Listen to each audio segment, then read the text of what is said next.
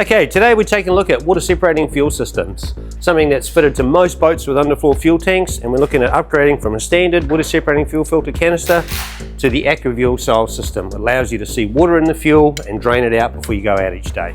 It's best practice in any boat to have a water separating fuel filter on board. The shot we've just seen before is the one in the standard boat with a standard water separating fuel filter. Great idea, but we can't see if there's any actual water in this fuel filter. So we've got a kit that can change that. What we can do is take this standard water separating fuel filter off and screw on a new water separating fuel filter canister, but it has a kit that goes on the bottom, which is a clear AquaVuel bowl. This allows you to see actual water in the water separating fuel filter because fuel floats on top of water, and if there's water in there, you can undo this and drain that water out before each trip. Really simple tip, but works really well because you can never see water in a standard water separating fuel filter. So, water separating fuel filters. We know we want to change it over, so we go to promptparts.co.nz, the homepage, down to browse products, the fuel systems, and we go to fuel filters, water separating.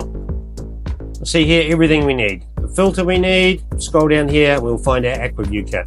Everything you need at promptparts.co.nz, fuel systems, water separating fuel filters.